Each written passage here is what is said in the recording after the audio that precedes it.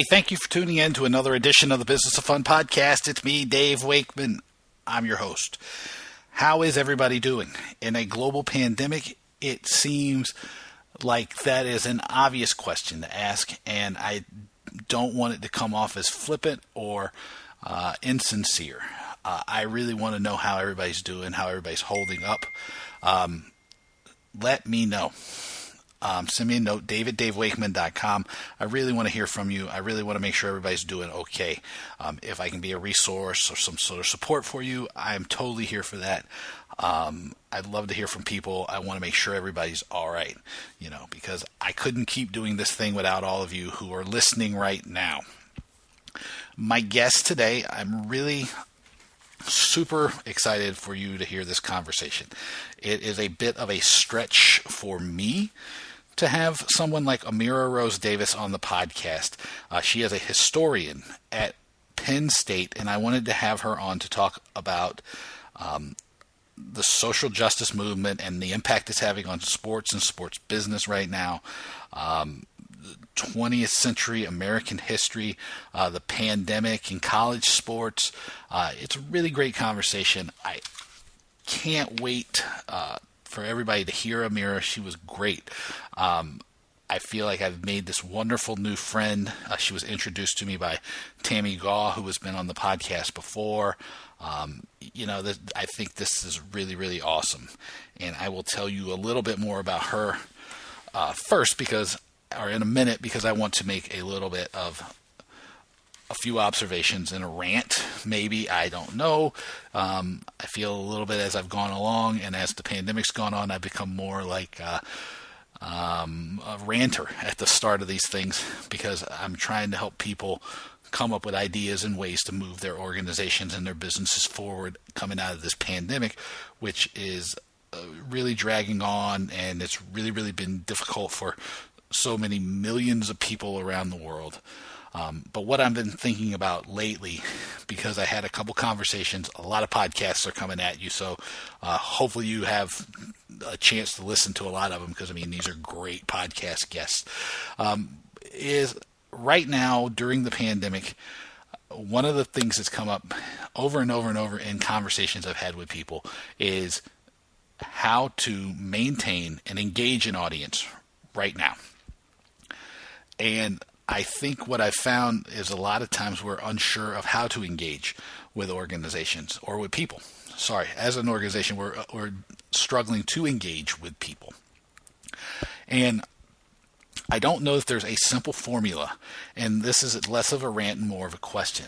I want to know how you and your organizations are engaging with customers, how you're keeping people close. The other example that I'm trying to work towards is to help them figure out how people can grow their audience now, how people can kind of tap into some of that unmet need, some of those people who were maybe tangentially connected to your organization in the past, yet who are now want to support you or find more value in what you do than ever before. Because, and here's where you get back to me, because everything I tend to focus on involves strategy and marketing and money.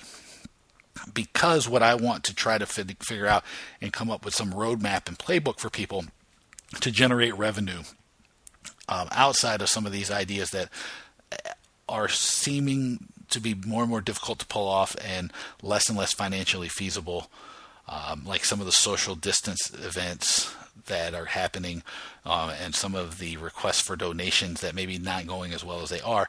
But to find a way to generate an audience, to grow, to connect with an audience, to engage with that audience, to keep them involved, and then to grow revenues that can help bridge the gap between where your organization is today in the midst of the pandemic, or even if you're taking those first tentative steps out of the pandemic into the future. So if you have ideas or examples of how you're doing audience growth, audience engagement, audience revenue generation, please send me an email or connect with me at dave@davewakeman.com, because I want to understand and learn from you and share some of the ideas I've learned so far from talking to people and organizations all over the world about this. Together, I want to be able to create a I don't know if a roadmap is the right word, but a bit more of a guide so that people have a way to collect some of the ideas that are working in other markets and put them to work for you, because this is something that we're going to need everybody to work together on to get everybody through. So Dave at davewakeman.com. That was completely not a rant. That was more almost a polite request for information. See, I must be getting soft during the pandemic. But I want to point you towards some of my friends. So always check out Booking Protect, the global leaders in refund protection. They are doing some really great stuff. Sophie, who is in charge of the social media, she just started doing an interview series with people and how they're handling the remote working aspects or lessons they've learned during the remote working time or the work from home period, and some of the things they're going to use to apply. We also, because of the talking ticket survey that I have been doing, we have some really good stuff that's going to come up a little bit later that's going to expand on some of these lessons. It's going to probably point towards innovation and things like that. So check out bookingprotect.com. Connect with Simon and Kat. They are some of the best people I know anywhere in the world. So please check them out. Also, I want to point you towards my friends at Activity Stream. They are the people who have initiated the We Will Recover campaign. That's at wewillrecover.live. It's people from all over the world who have an investment in the world of tickets, sports, concerts, entertainment, who are giving the ideas, classes, checklists, webinars, anything they possibly can to help people get back on their feet, to have a positive way to direct their energy in this time. It's really, really great. I did one of the first master classes with Frederick Awad from State 22 on new revenue streams. It's a great idea, some great content, some great ideas. Check it out, wewillrecover.live. Besides me and State 22, there is Angela and Joe from the Ticketing Professionals Conference in Australia, Made Media, TRG, the TPC in Birmingham with Andrew and Carol, Qcue with Derek Palmer, INTIX, the list goes on. I always forget someone. All the people are they're donating their time and their energies and their efforts to help find a way for people to get back on their feet after the pandemic. So check that out at wewillrecover.live. As for me, make sure you check out the Talking Tickets newsletter. If you're listening to this podcast, you are definitely a prime candidate for the Talking Tickets newsletter. Go to my website, davewakeman.com. There is a newsletter link. You can sign up there, or you can send me an email, dave@davewakeman.com.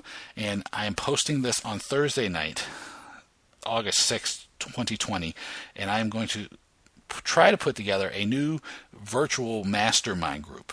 I did something like this in DC oriented a few years back. It worked really well. I learned a lot. People learned a lot. The ideas that were generated were really valuable, really actionable, really useful for folks. It was great. I want to try to do it virtually, either via phone call or via Zoom in some way, so executives, leaders, entrepreneurs in the worlds of ticket and entertainment, I'm going to try to limit it to 5 or 6 folks right now, just until I get the idea fleshed out and I get a little rhythm to it, because I want to make sure that it is valuable and strategic for everyone. So if you're interested in learning more, talking through this thing with me, hit me up, dave@davewakeman.com. Now let's get to my guest. It's Amira Rose Davis, and she is, like I said before, a historian. Her focus is 20th century African American history. And we had a really, really great conversation because there was so much going on around social justice and how organizations are dealing with Black Lives Matter. A few people sent me emails and they were asking me what I thought about the way they were handling things, and I didn't necessarily feel that I was the best voice for this because being a middle-aged white man, it's not my lived experience, even though I definitely am an ally and a supporter of the cause. I definitely, understand exactly why people are frustrated and people were, these frustrations are boiling up in this moment. But I wanted to have somebody on who could talk about this from a historical context, who studies and works and operates in the world of sports and entertainment to put it in that context, and somebody who just really brought a different perspective to this conversation. So we hit on a whole ton of stuff. We talked about, things about the status quo and challenges that the pandemic is bringing up in not just sports and entertainment and our businesses now, but in society as a whole, which made a moment like this where the Black Lives Matters and the George Floyd protest were able to catch hold and really become a big part of the people's experience right now. We talked about the college football season. Amira is at Penn State, and it's really whether or not the football season goes forward impacts her. And as I'm recording this, Penn State just announced today that they're going to have no fans at college football this year. So we talk about that. We talked about the fan culture. We talked about Pearl Jam, strangely enough, right? We talked about, I think we hit on some cancel culture idea. We talked about bravery. We talked about what it takes for you as an organization, if you want to support social justice and things like Black Lives Matter, to move from just make it a feel good. I posted a black square on Instagram to put real action and real effort behind it.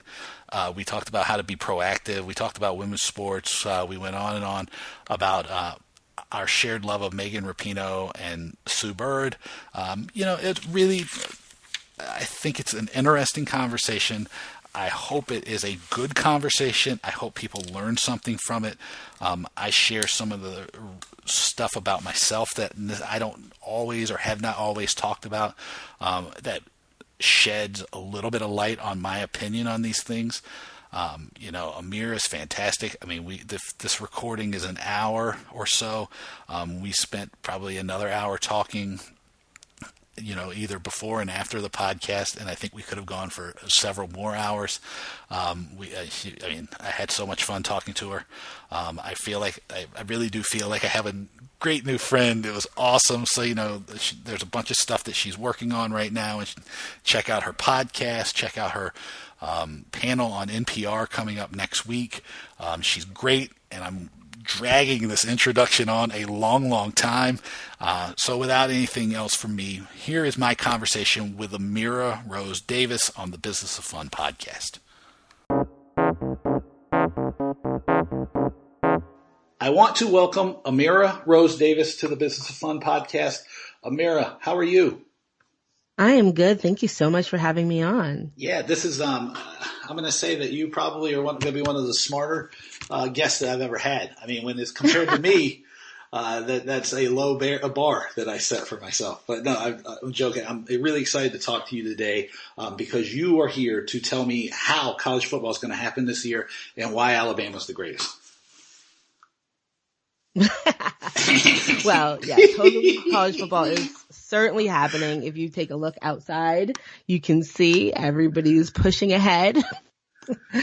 Despite, contrary to literally all logic, and no comment on Alabama. They'll find a way to win even when there's no season. That's right. We win no matter what. I figured I would try to trip you up early because I got to always have the upper hand in these conversations, especially when the people are a lot smarter than me. But actually, I'm really excited because I was telling you before that, since the pandemic started, I've had the ability to really connect with some people and have much more interesting conversations with folks than maybe I did in the past. So I'm really grateful to have you on because you were introduced by a a common friend, Tammy Gaw, who has been on the podcast before, and all we did was laugh. So the bar is really high for our conversation. But I want to start out by asking you, because we were talking about college football the other day when we were chatting about setting this thing up. And you and I think, share a common idea that college football may be able to come back, but it's whether or not it should come back in the fall. And I think it lays at the nature of the relationship between these athletes, their race, and the position they're put in by the schools. And I know that at Penn State, you focus a lot on issues around sports and gender and race. And so I'm really interested to hear somebody who really studies this stuff regularly talk about the context of, sports in general, this moment we're dealing with right now, and some of these issues in a more thoughtful way than sometimes we hear about. That was a lot. Absolutely. No, but I mean, I think you're right exactly about this moment. I am a historian by training. I did my degree at Johns Hopkins, and I'm at Penn State now, which has, of course, a robust sporting culture. And watching all sports, but especially collegiate sports, really try to navigate this moment in between a global pandemic and a kind of moment of racial reckoning has been, let's use the word interesting. And I think that what we're seeing here is cracks in a system that has really been set up on the backs of unpaid labor by majority Black labor, disproportionately to, those who are managing and profiting off of sports like college football. And, even though we're talking about all sports here, part of it is that this is just kind of laying bare some of those fissures in the system, some of those kind of disruptions of these kind of foundational myths, the same way it did back in March. If you remember, as we were kind of edging into early quarantine, many schools were shutting down and yet still trying to send their basketball team to March Madness. And people were like, hey, hold on, wait. I thought they were student athletes. I thought that, we cared about health and safety. And if faculty can't travel for research, why should they be able to travel to play a game? Money. And I think that that's one of the things that is operating now. And you see schools have gone into voluntary workouts. You had places like Ohio State that required athletes to sign waivers, COVID waivers for participation. Unfortunately, you saw cases popping up where people are practicing again. UT, Clemson had like 23 cases and then kept practicing. And then the next week reported 13 more. We've just reported 8 cases here.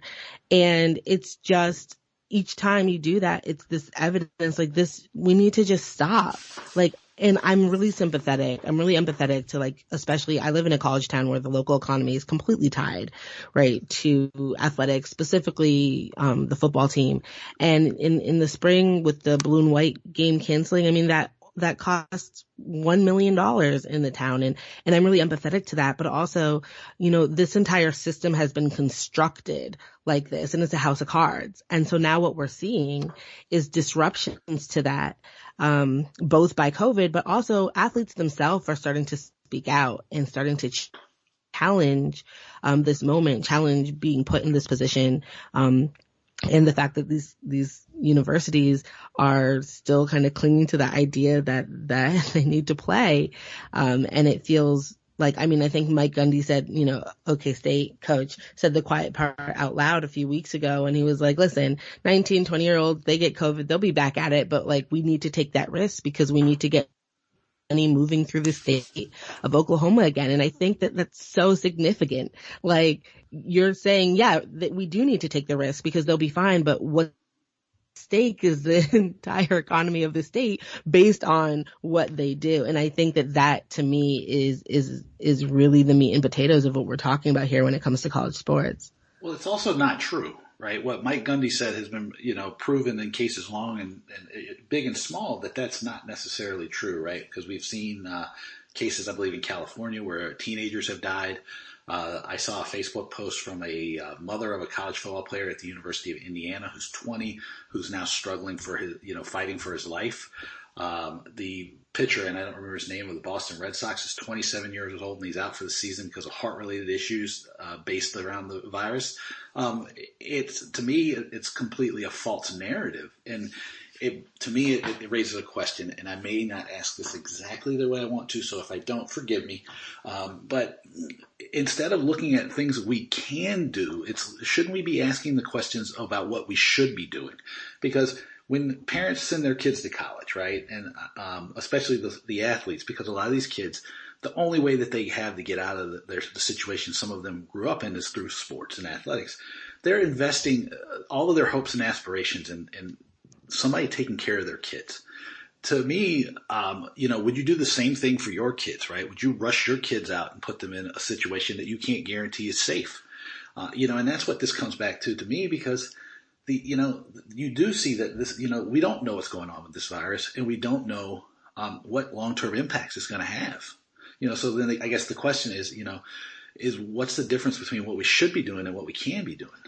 Again, I told you I might not have the right question. I mean, no, but I do think it's a good one, right? Because I think, obviously what we should be doing, there's huge gaps between what we should be doing and what is already happening, right?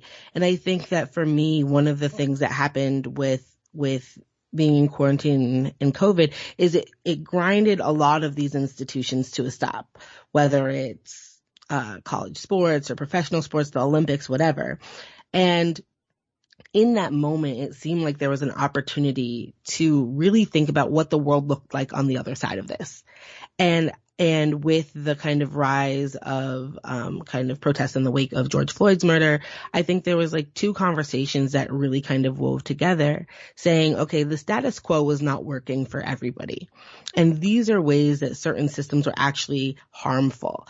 And what if we, instead of rushing back to return to, what once was, why don't we time to build what could be? And I think that that's really true when it comes to college sports, especially. I think you made, a really essential point that, it's a really hard position to be in. I don't know if you had a chance yet to read a united group of Pac-12 players put a tremendous statement, a list of demands out yesterday that are focusing on health and safety, racial justice, and economic rights.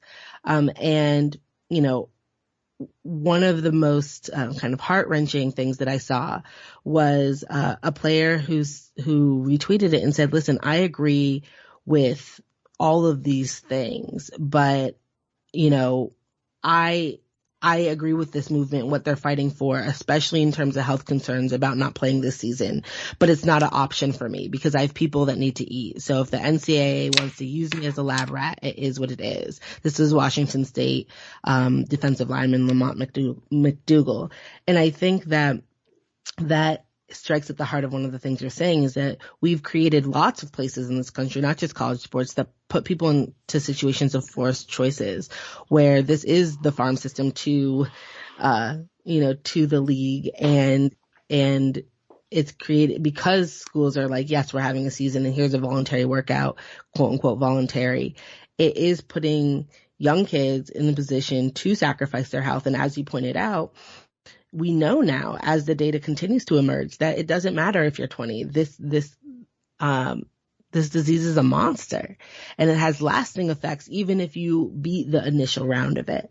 And so I think that you're definitely looking at a moment where players are recognizing this, and recognizing that they're guinea pigs, and recognizing that they I've talked to a few of them that are talking about how disposable they feel to the university, how disposable they feel to these systems that they prop up. And I think that is a really kind of disheartening feeling. But also what has happened is they've used that as fuel to mobilize and to begin to implement and put into place what should we be doing. And I think that is what your question reminded me of, because there's a lot, right? We can first and foremost think about what does it look like to have equitable sporting systems in collegiate sports, to have a $1 billion industry that, is definitely padding the pockets of a lot of people, but not not students on the ground. What does it look like to think about even the regulations that we govern the sport with? The NCAA has really, really strict transfer regulations at a time where people need to be, I've seen a lot of people transfer to be closer to home during this moment. And every time they do that, they're risking sitting out, they're risking their eligibility. It's time to kind of disrupt that and rethink that. What does it look like to think through coaching staffs that are disproportionately white versus the students that they're coaching, and what does that mean? Should you have a diversity person who's employed by athletics and not just kind of on a voluntary basis? We, obviously had an issue here with our head basketball coach, Patrick Chambers, who a student transferred from the program, and recently came out that he said, listen, I transferred because of an inappropriate comment that was made to me. And the aftermath of that was that instead of sitting Chambers down and talking about why this was racially insensitive and going through that, I was referred to a performance psychologist to learn how to manage with his personality. And then I look up and he's in this moment being presented as a panelist, an expert on dealing with racial justice in this moment. And it's like, why? Because of your proximity to the Black men you coach. And so I think that it's a moment to even think about staffing or thinking about what can we do to make sure that there's equity, that there's a voice for students, that there is, protection from harm. And that is the moment that we have in front of us. And what I've seen, unfortunately, is a lot of people are shying away from that second part of your question, what should we be doing? And the only people I really see kind of answering that are a lot of these student-led organizations that are saying, this is what we're proposing. These are our demands. This is what we want to see. This is what we want the new normal to look like.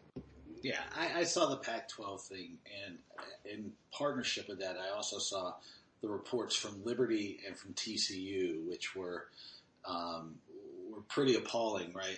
To think that, to go back to like this situation that's happening at Penn State, which is where like you're considered a great leader on diversity because you coach Black kids. Right. That doesn't make you a leader at all. You can still be a complete, ass and still and coach kids, right? Because the thing is, for me, when I hear these stories, I go, again, I grew up in a little bit different situation where I was surrounded, I was the minority where I was the only white kid on my bus with all kinds and it was all Black kids. So I learned early on that like, hey, look, it doesn't matter who you are. If you're cool, you're cool. And if you're a jerk, you're a jerk. So, and I feel grateful for that now because when I hear these stories, I'm going like this. I know plenty of people, Black and white who treat people like garbage and just because of the, position they're in, they're given way too much leeway, and they're allowed to act in ways that we wouldn't tolerate in other environments. And and I hope that there's this talk about cancel culture, which I think that I was reading this great newsletter this morning by Anand Giridharadas, who writes about income inequality and monopoly power and all these things. He did an interview with Joy Reid, who I don't remember exactly how long. I think it was about 15 or 16 years ago. But Joy Reid got caught in controversy because she had made some insensitive comments about gay, lesbian, and transgender folks. And she said people need to have an off-ramp. And what I hear you talking about is giving people the room to be better. But when they're not being better, we have to really stand up and defend. In the case of the kids at college, they need people to protect them. They can't always do it on themselves because they're essentially powerless because the NCAA has them in a unfair advantage where if they want to transfer to be closer to home or if they want to transfer because a coach is being insensitive or being abusive, they can't do it. And so to me it's like always about putting people in a position to be successful and helping them achieve their goals. I mean, that's me. Maybe I'm a hippy dippy, but I don't know. No, I completely agree with that. And I think that, one of the things is this conversation around cancel culture has become, I think, really a bit unfortunate because, some people will write like whole op-eds in the New York Times about how they're being canceled and they have no platform. And it's like, hello, awareness. I want to have no platform like the New York Times myself. Right. I'm just telling you that right now. If anybody's listening, both Amira and I, we will absolutely take that not platform. Yeah, cancel me if that's what that means. Exactly. Exactly right. But I think that that's the thing, right? Is like a lot of it just comes down to power. And I think that, so much of what people are like, oh, I've been canceled. It's like, no, you've just received pushback for once. So you're not being canceled because somebody's telling you what you're saying is harmful. And I think it's all about like how people respond to that. And like, that's the point, right? Like that's where we are, is like, what gets exhausting about this is that so often the part of the conversation, especially when you're talking about race, gets stuck because the on-ramp to that conversation is where people are stuck. Cause they're like, I'm uncomfortable. They're like, why? Like, or people go on the defensive, and it's like, we're not even on the damn highway. Like, we're on the on-ramp. We're just, like, we're not even having the conversation. We're really having a conversation about how you don't want to have the conversation. And I think that is, a huge barrier that we're seeing. And so, I don't know, this whole thing has been very exhausting because I think it's one hand to navigate a global pandemic, but also to do it in the middle of a revolution is just too much. Well, an important thing that I learned, right? Because, I shared with you, and everybody who's going to have heard it now, that, I grew up where I was the minority, right? And I'm as white as it gets at this point. Every stereotype of a white man, I probably fit every one of them almost to the T, except for maybe I don't tuck my polo shirt into my shorts. Other than that, I probably have them all checked. But I never even thought about the fact, though, that because some of these conversations people struggle with, and again, it was timely that I read this article this morning, because most of the time, if you want to have these conversations, it also becomes the burden of the black person to help the white person along. Right. And I realize, like, being in a position I am, it's really kind of my responsibility to show other people, like, hey, this is what it looks like, as a fairly privileged white man, to understand what people who don't look like me are dealing with, right? And because my friend, his wife is Asian, and she was talking, and they were worried about when they moved to the States about her feeling out of place because she would be a minority for the first time. And I was like, I never even thought of that, because I don't think of them by what their background, what race they are. I just think of them. I was like, I really like those guys. I like hanging out with them, and they're awesome. And I realized, and it made me reflect on that, and it made me go, hey, I have a responsibility too, because people don't all look at the world the same way, and I don't, and it's probably helpful if you do have a point of view on something, that's coming from me, to help people see where there might be gaps in the way they view the world, or see where they're making assumptions that maybe aren't accurate, or aren't, they don't reflect reality. Because I think one of the things we don't talk about enough is the narrative around a lot of these issues and ideas, because it becomes very easy for the old, tired memes and ideas to really get entrenched and be incredibly difficult to get dislodged. Yeah. And I mean, I don't know if that's a question or not. No, I mean, well, I think that, that's part of this. I think all of us who are kind of who are historians, especially of 20th century history or African American history, like, have been busier under this moment. And I think that, one of the things that is hard is that sometimes you're like, I was asked, I don't know, almost every interview that I've done over this period has been like, great, so do you have hope?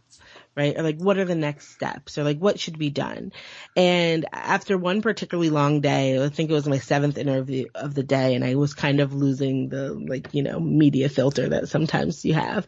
I was like, have you ever seen that Toni Morrison clip? I don't know if you've ever seen this clip, but I was like, I think she was talking to Charlie Rose like many years ago, and she's asked about this, and she's saying, well, my feeling is if you only can feel tall when somebody's on their knees, and you have serious work to do. And she was like, and it seems to me that white people have serious work to do. Leave me out of it. You go figure out what to be done. And it's interesting in this moment, because a lot of people are saying, well, what's different? What's changed? And it's like, well, people have been protesting, people have been mobilizing, people have been raising these issues. Really, the thing that has tipped it in this moment is that other people white allies have started to give a damn. And this wasn't even when it comes to even the murder of George Floyd, it wasn't even the first time that we had somebody on camera saying the words, "I can't breathe." Like, that's how not new it was. And so sometimes I think it is hard because there's a certain fatigue around feeling like you're saying the same thing over and over, or going back and walking it through, or saying I'm sharing my perspective. And I think that one of the things that has happened is people have done a really great job of like curating resource lists of like podcasts or shows or books. And it's like, you know, people write books, read, get it on Audible, go for a walk and listen. And so I think that that's one of the things that it'll educate you and help your mental health at the same time. Right. Look at that. 2 for 1. But yeah, so I mean, I just did this, workshop, and I was like, the first step is introspection. It's figuring out where your blind spots are, where your gaps are, and then deciding if you care or not. Because if you don't care, then you're just like content with that, then okay. But if you do care, then like caring is not enough. Like, what is the next step? What is the actionable item on your to-do list next around that? And, I think that's the work. Well, I agree 100%. And I guess like, I didn't even know you were going to talk about it like that. It came out of a moment, like, of course I was an ally, right? Like, I mean, it was, but what was I doing about it? And that was the thing, right? And I realized that like I had a responsibility to myself, right? If this is something I care about and I believe is wrong, to take action, because who am I to not take action on something I know is wrong, right? Or if and I wrote about it, and these conversations can be difficult, but I was like, to me, it's offensive, right? Because I was looking at, I think I mentioned to you, right? A lot of the work I do is about giving people control and power, because the way that the economy and the system has worked over the last 40 years, it's made people feel more and more powerless, right? And we're seeing the impact of that right now during the pandemic. And then during the George Floyd, when it first started, when all of the, protests started in Minnesota, I wrote in a weekly newsletter, I said, look, if you are somebody who feels frustrated because the average American worker hasn't received a raise in 40 years, imagine what you feel like if you were the average black family who hasn't received a raise since the 50s, right? Or you've been forced out into, you can stay home and, work from home or work remotely, but Black and brown people are getting hit with this disease and the virus 3, 4, 5 times the rate of white people, because they're the ones out there mostly doing the work in a lot of cases, right? Imagine the amount of frustration when you see that, like, and I don't have the number, but how much more likely you are to have a bad incident with the police if you're Black, or die in jail if you're Black, or any of these things, right? I mean, these things I'm not making them up, and I'm not trying to be like, look how woke I am. If anything, I'm probably not woke enough most of the time.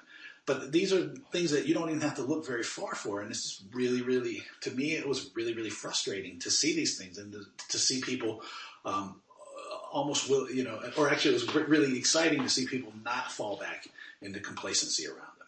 Right. Exactly. And that's my journey, and I don't know that if that's helpful to anybody, but it might be. I don't know, because I don't know that people are always honest about the journey that they take, right? Right. Or getting from somewhere, right? Because I don't know. I have no idea how other people deal with it, and I think that's probably why I was like excited to talk to you about this, because maybe if I'm able to talk to you about it, it'll help other people understand too how to take action, because action's where the idea becomes a reality, right? Exactly. Without action, there's nothing. And I think to your point, like, people don't share their journey, like, and I think sometimes that's really helpful. Mm-hmm. Like, one of my favorite things about teaching in a classroom is watching the intellectual kind of trajectory or journey that students are taking, and they're getting it from multiple places, and you just kind of get to see a sliver of it. But so much of it happens beyond your classroom. And I was saying my favorite thing ever is when you get an email years later from a student who's like, I understand in a different way now, or, oh, I get this, or, oh, this point just like really crystallized for me. And it's like, I've had to I'm somebody who I like results right then. I'm just such a impatient kind of Gemini millennial. But I was going to say, it's like the ADHD mind that my friend Peter Shankman talks about. It's like, I got to have it now. Exactly. And so I had to really get used to the fact that as an educator, I was planting seeds and them, but I didn't necessarily see them blossom. And because it is such a process. And so sometimes when I get those emails, and sometimes it'll be plot twists, never thought this person was going to become this, bloom in this way. But it's really, for me a bit, it was a helpful reminder. But I just did a civil rights course, and, I had a student who was very clearly working through processing the information about civil rights, but also rethinking a lot of things that he was just holding in his head. And you could literally see him. It felt like a movie playing on his face, trying to fit information in class discussions and information from his text or from the books we were reading, or information from the testimonies or presentations of his peers. You could literally try and trying to squeeze it into his brain, and it was like the square, what is it, a round peg in a square hole. And it was so fascinating to kind of watch that evolution. And I think talking through personal evolutions and how we've got to places helps, because it also gives a roadmap. It's also here's books I read, or here's the conversations I had, or here's how I rethought my own experiences or my own positionality on something. And again, if you care. And I think sometimes what I find so annoying, and we've seen it a lot here, is the performativity of it. It's don't, we see this especially on Martin Luther King Day, when the FBI will be Happy Martin Luther King Day, or the CIA. It's you killed him. What are you talking about? Don't, you terrorized him his entire life. Don't put a little cute little. Yeah, if you're listening to this and you don't know how absurd that is, just Google it, and you'll be oh no, that's craziest thing I've ever heard. It's so absurd. And so I think that there's this way that, especially doing a black screen or saying Black Lives Matter, sometimes it was coming from places that felt really performative. And it was yeah, this is hard to watch. It's almost more annoying. Just be over there and own the fact that you don't give a damn, instead of wasting and clogging up our feeds with whatever bullshit you just did in Microsoft Paint or whatever. It's just frustrating in that way. And so I think that that's kind of the juncture that we're at, is all right, we've had the kind of performative outpouring. What's going to be sustainable? What's next? I think is the question I keep returning to. Yeah. And to me, that helps. Actually, I don't even know if you knew you were doing this, but that helps me, because there's a question too I want to ask, because about how the teams and the leagues and some of these organizations can continue to push for change and continue to help advocate for these issues, because I think that's it helps move it beyond just, oh my God, we put our black screen up on Instagram and we got 100 likes from all of our, from people, and they're oh, look how great we are. It moves it on to, the next level, right? Because I think we see it all the time where, things will be hot for a minute. Right. And then they'll have a tremendous amount of buzz. And it's especially true now, because I think I was telling you, or we were talking about, I can't pay attention to the moment to moment news, because if not, it drives me insane, because it drives me mad. But if you're a team or a league or an organization right now, and you want to support, social justice or Black Lives Matter, or, you want to be supportive to the kids on your team if you're a college football team, any of these things, what do you do to move past, just that sort of well, we made our video, we hung our banner, we posted on Facebook and Instagram and Twitter. What's the next step look like? And maybe a second part of that is how do you communicate those values if you're going to make them a part of who you are to your sponsors and partners? Right. I mean, I think that, first of it requires bravery. You're going to piss off people. And And I think that has to be a step you're willing to take.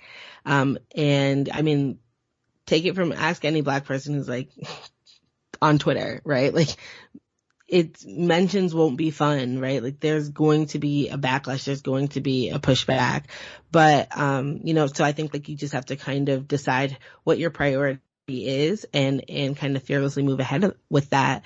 I think that a lot of it is about marshaling resources. So a lot of these things are structural issues. So figuring out how you can contribute to dismantling structures that you perhaps maintain or benefit from. And some of it is like individual things, of course. Like if you have people in your organization that you know are being abusive or you know are harmful or you know are, saying racial slurs or, take action now. Like stop reacting to things, like be proactive about it. But then certainly thinking about like, okay, what resources do we have? Like I was talking to various organizations and not everybody's not in the position to go and have the magic wand to go and change the world tomorrow, but what do you control and from where you are, what can you marshal? And so I think, talking to soccer teams, right, who are saying, well, we don't have diverse teams, or like, how do we talk about this? And it's like, well, if you care to ever have diverse teams, then you have to talk about it.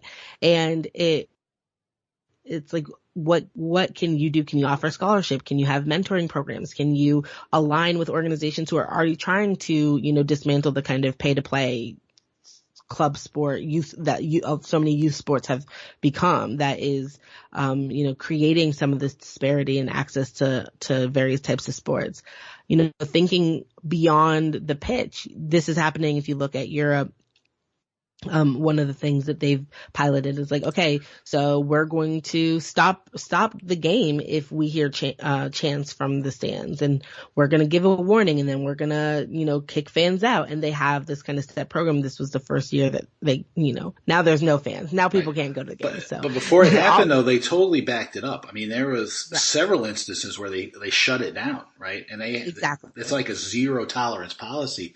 But and I'm glad you brought it up because they followed through, at least from what I saw, pretty well. Exactly. And I think, that's part of it. And like I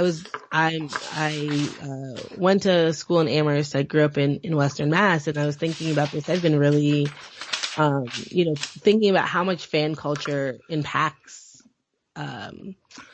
people's relationships to teams, to cities, to areas.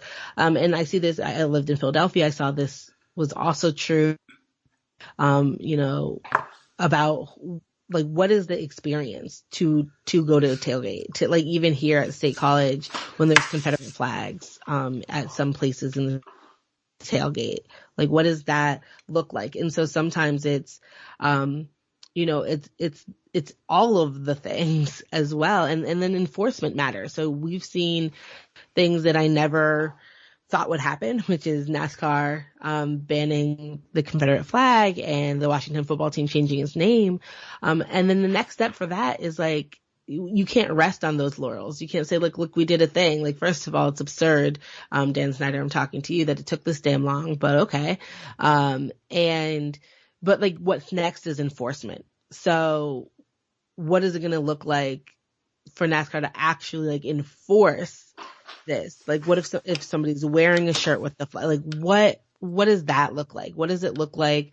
You change the team name, but people are still going to be in the stands with this kind of caricature with this. Like, what does it actually look like to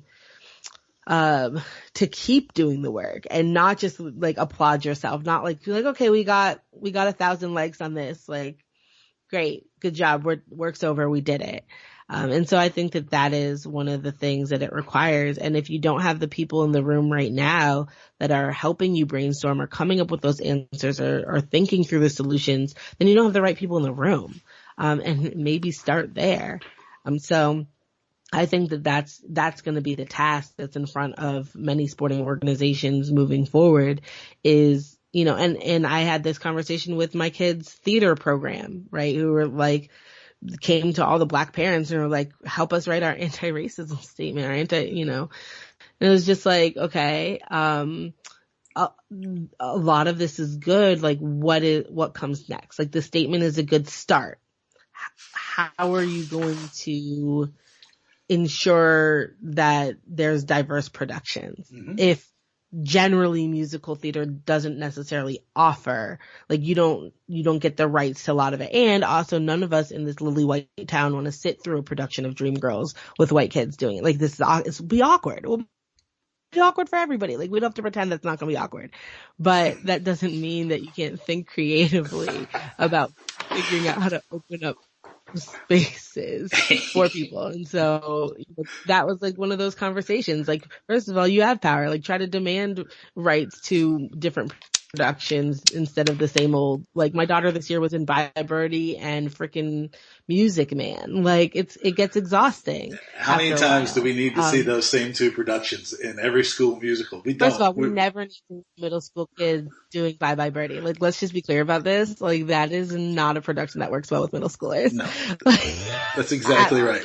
Oh gosh. Like, let's put those kids in a position to be successful. Like,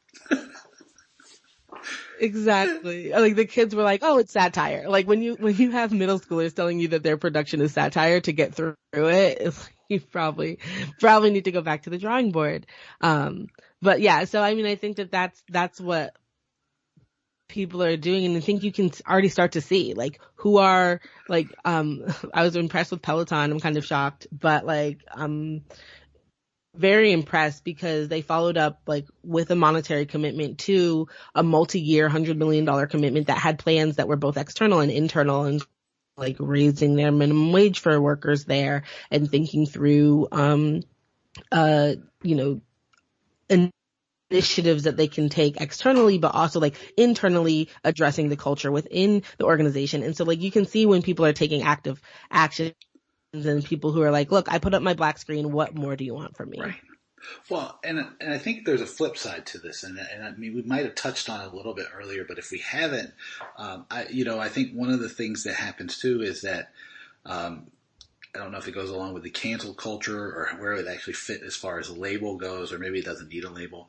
But then it's also like hitting back at people who say, hey, look, we're reflecting to make sure that we aren't, unintentionally biased. Like I remember how on the social media I saw Pearl Jam, the band, step back and they said, hey, look, we want to investigate to make sure that we aren't intentionally being racist in some of the things we're doing, and that we are creating enough diversity. And people were like going nuts. And I was like going, I don't know that Pearl Jam's necessarily the right people to be attacking about like what they're doing, because they have been pretty strong advocates for a lot of causes that I think people would be like, I wish more people would stand up like that. So, and I use them as an example because I think that it shows the absurdity of like, kind of kicking people for not coming along fast enough, when I think you should be applauding people for taking the first step and then helping them take the next step. Yeah. And I would say like, I think there's also a degree between applause and acknowledgement, right? Like, I think that part of what happens is that people will take a small step, and then some people like applaud it, and then it gets really easy to be like, okay, like I'm done. And I think that there's a way to say, I'm acknowledging that you're doing the work. Like, I'm not going to give my co-host Shireen always says, like, I'm not going to give you a whole cookie yet. Like, I'm going to give you half a cookie. I'm going to give you the ingredients. Like, we'll get to the cookie. But I see that you're moving forward. I see that you're doing the work.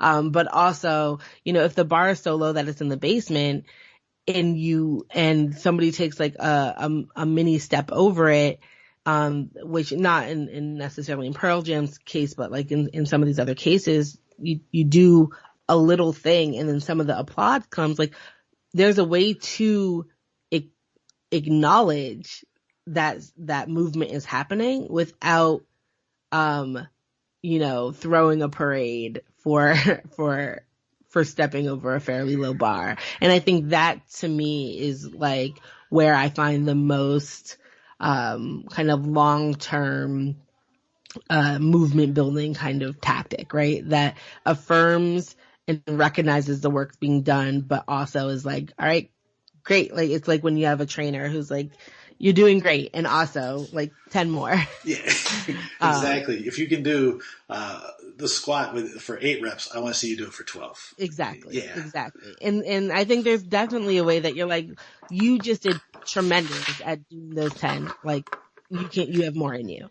And it's not mutually exclusive at all. Yeah. I mean, and to use this example, Pearl Jam, to me, the way it came off was like, hey, look, this is a band and a group and an organization that, for all intents and purposes, have dedicated a lot of their resources to highlighting causes that maybe don't get the light that they need and do stuff, and yet they are still, willing to look at what they're doing to improve, their organization and how they live in the world. To me, that was the positive message, because that's the message I want everybody to see. It's like going, hey, we've all made mistakes, right? Like, yeah. I'm 45 now, so the 25-year-old Dave was a complete jerk, right? And he was a complete numpty, to use my favorite Australian word. But over the time, right, I've recognized those things that maybe weren't doing me the best service, or weren't doing my community the best service. And so I want, so when I see somebody challenge themselves, or, somebody saying, hey, look, I love this thing, but I still can hope for it to be better. Like when you look at the country, I love America and I want it to be better. And you do that by like not resting on your assumptions. I think that's something you do support and you do applaud. And and that, I'm excited when I see people take that stance myself.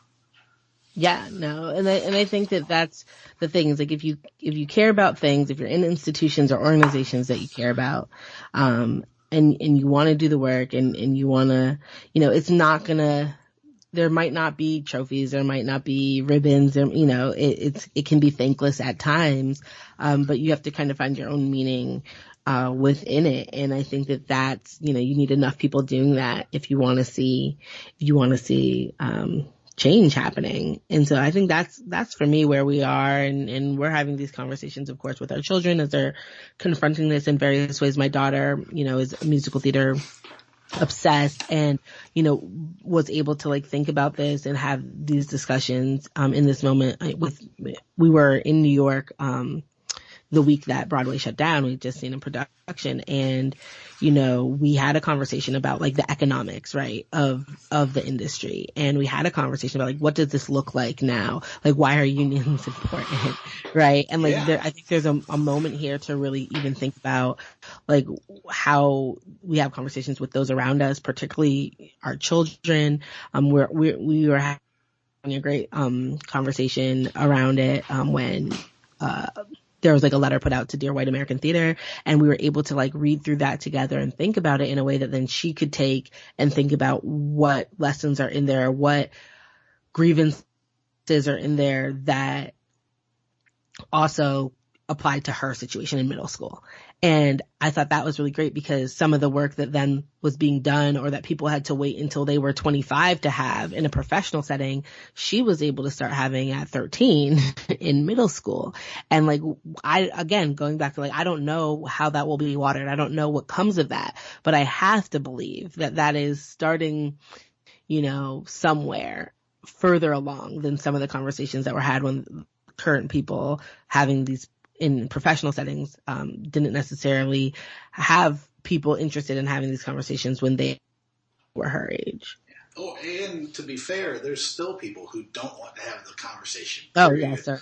Yeah, I mean, I dealt with that when I went to give a speech one time, and recently, not a long time ago, just before the pandemic, and one of the things that people were talking about is like, if you can somehow throw a brick into this idea that the best strategy and the best way of approaching the future is to get older and whiter, would you do that for us? And I was just like, oh, really? This is like amazing to me that this is still a thing, that you think that like just like continuing to allow your audience to get older and less diverse is going to be a winning strategy for the long run. But hey, I learn something new every day. Right. Now, before we wrap up here, I do want to. We talked about a bunch of stuff, and one thing I think too that like can highlight some of the change and highlight the change in perception, I think is the fact that women's sports not viable. Because we were joking about that before, about how the conversation has changed pretty quickly. And I was saying how I'm a huge Seattle Storm fan, and that I will not buy anybody's argument that Sue Bird is not the greatest player in WNBA history. But it's been exciting to see, because I think that in its own way, women's sports has something extremely valuable to offer people, and to see people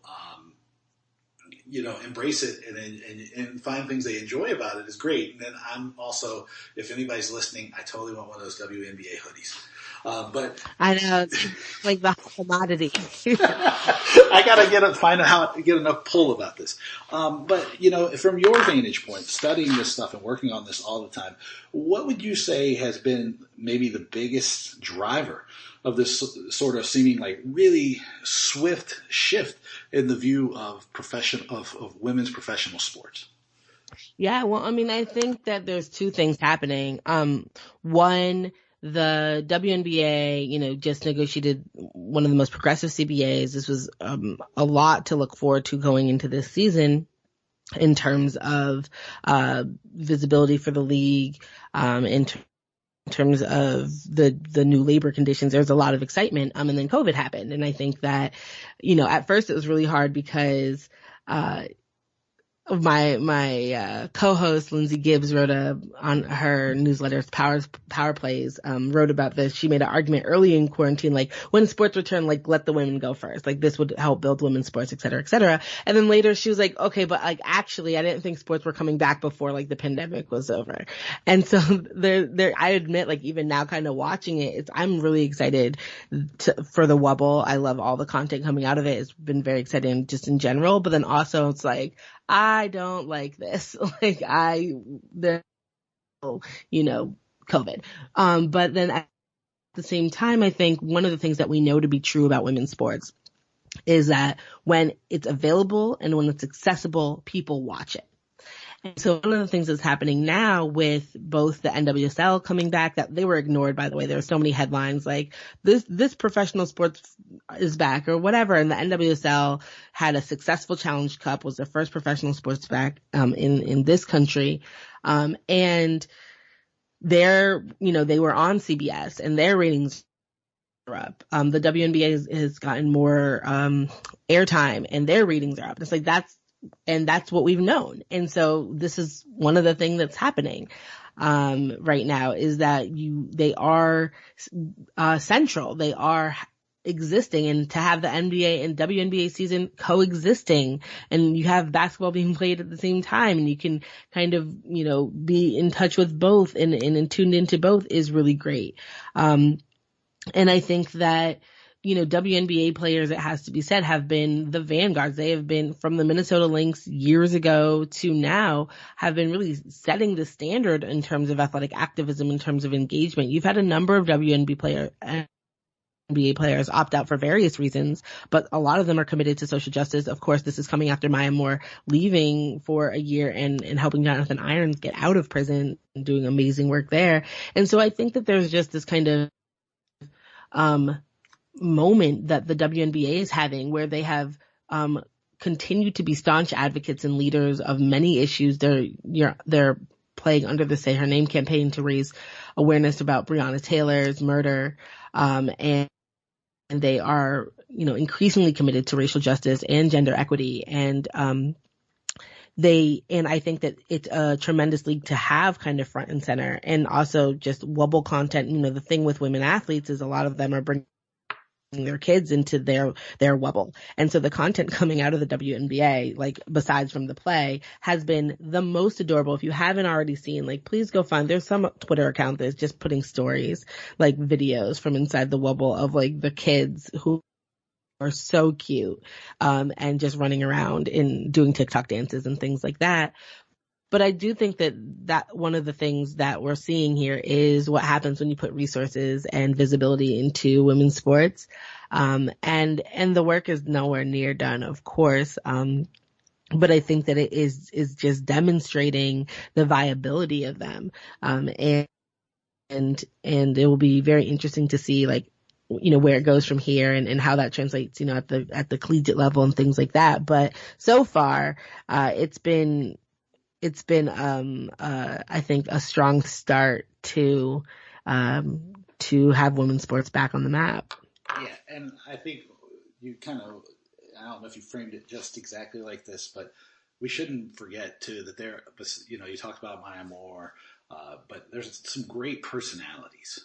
And those come out, and they're not to say there's not men's, but there's just like, in a lot of ways, like somebody like Megan Rapinoe is just like a little bit more out there than anybody else in sports. Yeah. And to me, it's awesome, because I was like, well, it is. And I don't know if you saw over quarantine, because you said you like Sue Bird.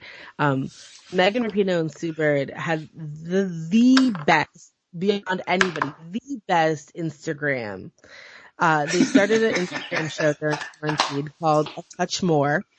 They even have merchandise for it, that went to charity, but it was fun, where they basically just got very drunk and talked on Instagram Live to a number of people. They had Jimmy Butler on, they had Diana Taurasi on, where that conversation went for 4 hours, like 4 hours.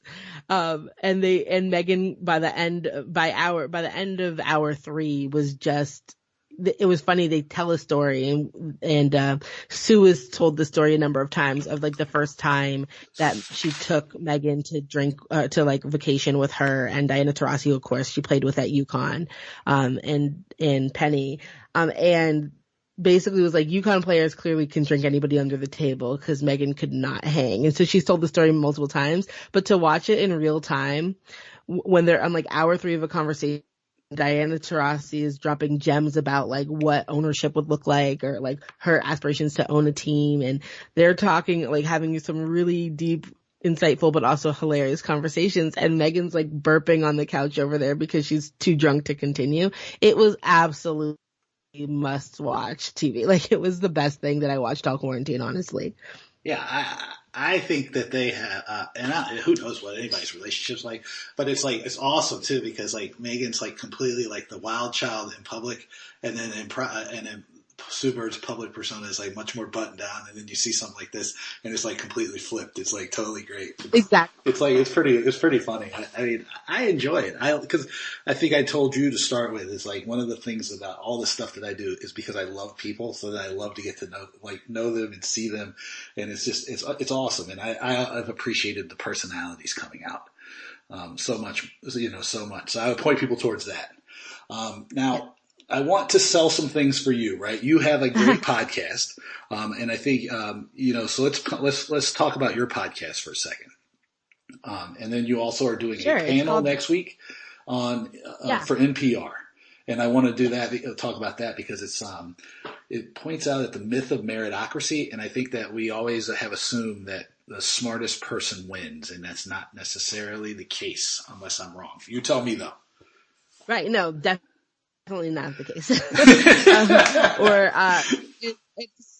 So for NPR's longstanding show, Only a Game, is unfortunately coming to a close after 27 years. But one of the last episodes they did was a special episode called Sports, Racism, and the Myth of Meritocracy. And I was featured on it along with Derek Jackson and Russell Dinkins. We had great, conversations. And Karen Given hosts it. And essentially they ran that, and that's available now. You can look it up on NPR on Only a Game. But they wanted to do a larger panel to kind of go deeper than what was discussed, to definitely like trouble this idea of meritocracy, and thinking about, we especially love, I know I'm a walking cliche at times, but we definitely love a useful sports metaphor.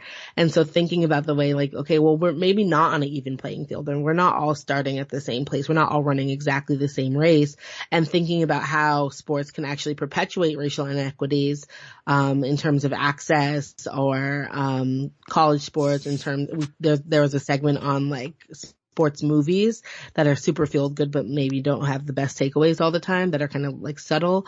And so next week on August 12th, there'll be a virtual, whatever we're calling it, a virtual panel where we talk about this, and you can submit questions, I think, to the panel beforehand, I think they're using the hashtag only a game. And then on WBUR, you can get all the information. They're partnering with CitySpace, to bring this panel to life, and, it will be a virtual event there. And I think that it's free, of course, but, I think that the registration is now live.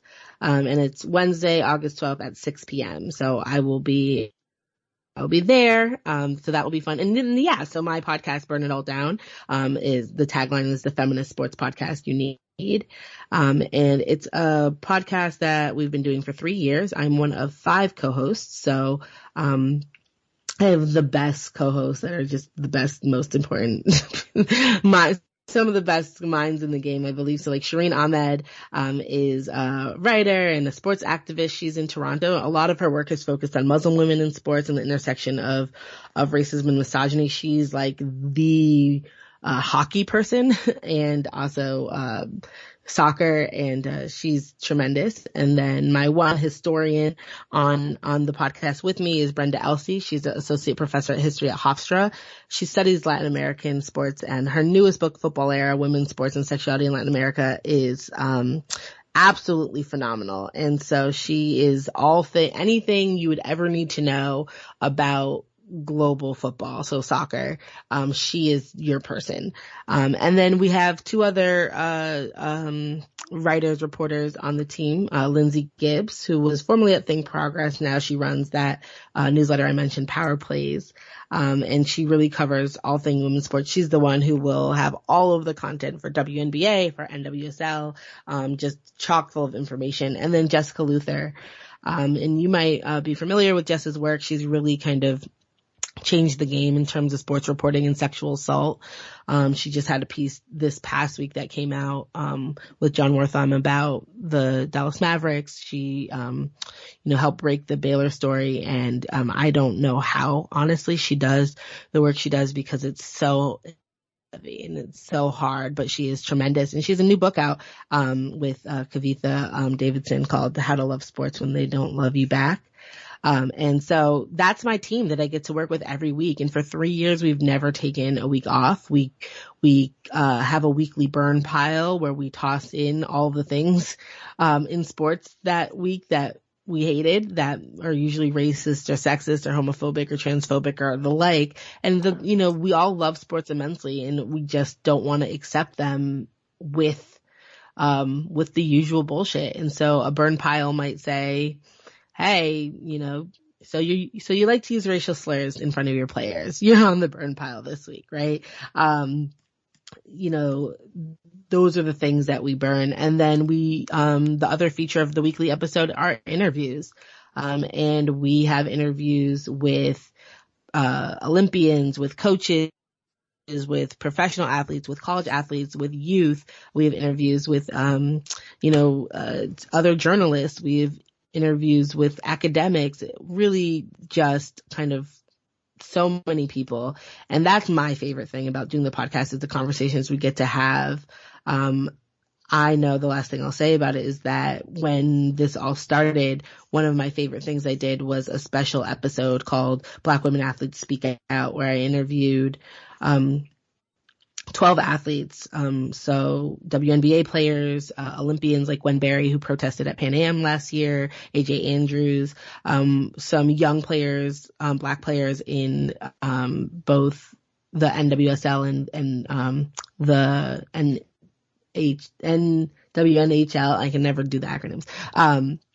I talked to a 13-year-old elite ballerina. I talked about martial arts. I talked to Black Muslim women, and we put it all together, and we had a special episode of just them speaking out in this moment. And then I followed it up a few weeks later with looking at Black women taking action. So I interviewed, I don't know if you followed the story of Scrapyard Fast Pitch, whose owner tweeted a picture of them at Trump and Yeah, so I talked to the one black player on that team and other black softball players, and they walked us through like what it was like to be in that moment, and then the decision that was made to leave the team, and her whole team left with her, and they started a different softball team called This Is Us. They detached from Scrapyard and that owner, and so we did a special episode on that. So those conversations to me are what I love about the podcast. We had another hot take with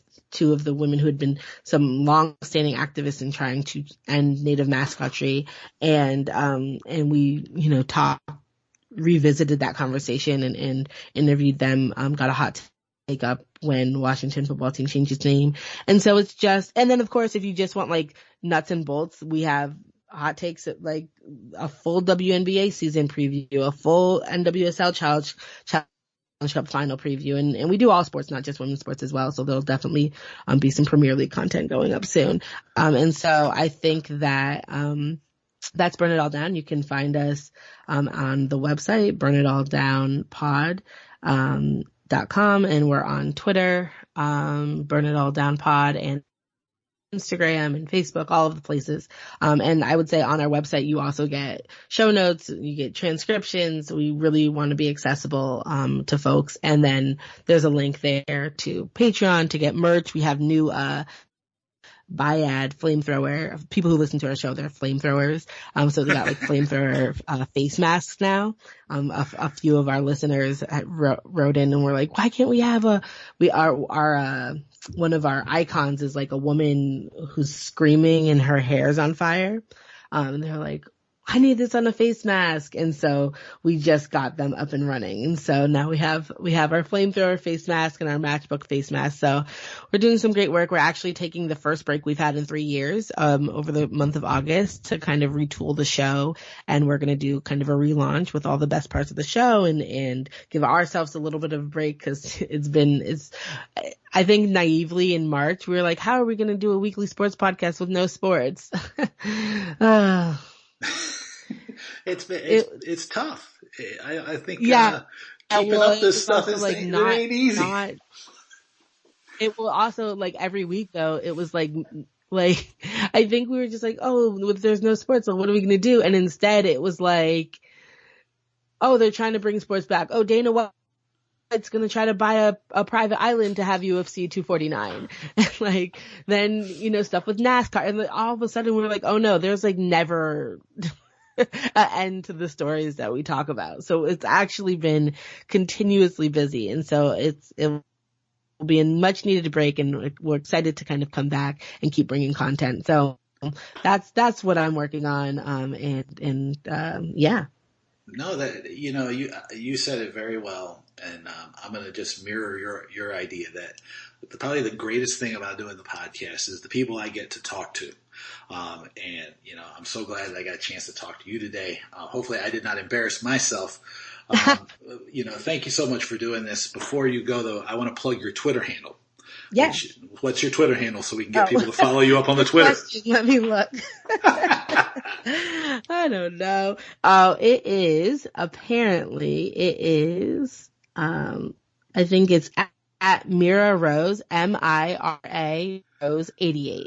Okay, perfect. Yeah, follow Amira Rose Davis on the Twitter. Connect with her. Do all those things. Thank you so much for doing this. Yeah, and thank you again for having me on. That was my conversation with Amira Rose Davis. Let me know what you think. Send me an email. It's dave@davewakeman.com. Check me out on my website. It's dave@davewakeman.com. You can connect with me on the social medias by searching for me on LinkedIn, Dave Wakeman, or you can follow me on the Twitter. It's at David Wakeman. I used to joke all the time about if you know the guy with the at Dave Wakeman Twitter handle, get it for me. The guy still hasn't tweeted in like 10 or 12 years. I mean, I really want that thing. Okay, so get it for me. Make sure that you check out all the people who make this podcast run and who are big reasons that the thing has been so successful over the years, and that are just really great people and really great friends. Starting with Simon and Kat at Booking Protect. Check them out, bookingprotect.com. the social media team led, is doing some great stuff there with content on Instagram, things around working remotely as a business development person, lessons learned during the pandemic and the work from home period, how innovation has come out of this period. And we got a whole bunch of new things planned now that I've been able to talk to some people and get some ideas together. The bookingprotect.com and the blog should definitely be bookmarked going forward. Is going to be a great place to learn. On top of that, you're going to want to make sure you check out the We Will Recover website. That's wewillrecover.live. That's from the guys at Activity Stream and the girls. A super, super team. I talk about Anar and Martin all the time because they are two of my best friends in the world. I love those guys to death. I love all the people involved. And they took action as soon as the pandemic started to impact people. They said, we're going to create something so that people have a place to go to learn about new ideas, to gain new ideas, to find new ideas, to find information to help stabilize their organization, move their organization forward during this pandemic, and to be a part of the solution. So check it out. It's I can't even remember all the organizations from around the world that are involved. My Big Mouth is there. The Ticket Professionals UK team, Andrew, Carol, and all of those great folks are helping out, producing tons and tons of webinars over the past couple months to support the effort. The TRG, Made Media, INTIX, Qcue, Angela and Joe at the Ticketing Professionals Conference in Australia. It's just like a great group of people who have all come together with the only expectation that we can give you ideas that'll help you and your organizations gain some stability and gain some positive forward momentum, because all of us know this is an incredibly challenging and difficult time for everybody, and we all want to help make sure that everybody makes this through this period as safely and securely as possible. Even though I know it's not easy, I know it's tough, and I know that it can be a real struggle for folks. So saying that, if you need to talk to somebody, it might be about completely irrelevant stuff. I am great to talk to about barbecuing meat or Tottenham Hotspur football. If you just need somebody to talk to, or you're feeling overwhelmed, it can be about business, it can be about life, it can be about whatever. Make sure you connect with me. It's a little bit of thing I can do is you allow me into your AirPods and headphones all the time. The least I can do is be there for you when you need me. So hit me up, dave@davewakeman.com. I can't vocalize this strongly enough that if you need to talk to me, if you want to connect with me, if you just need some jokes, hell, I can do that too. Make sure you hit me up. I'm totally happy to be here for you now, and I couldn't be more sincere when I say that. Make sure you check out, since you're listening, if you got an hour and 22 minutes in this thing, if you don't get the Talking Tickets newsletter, I mean, come on, you should get it. You can check out my website, davewakeman.com. Go to the newsletter tab, click on that thing. It comes out every Friday. It's 5 stories with some analysis and some action items. It's really, people love it. It has opened up just really, really tremendous conversations with people, opportunities. It's great. It's probably the thing I enjoy doing the most each week, because it makes me stay on top of everything. It makes me think about things a lot more thoroughly, and it's just fun to do, and it's fun to see the reaction that people get when people tell me what their take is on an idea. It's awesome. So check that out. But thank you so much for being here. There's a lot of podcasts in the shoot. They're probably going to come fast and furious, so hopefully I don't overwhelm you. But until next time, I'll talk to you soon. Take it easy.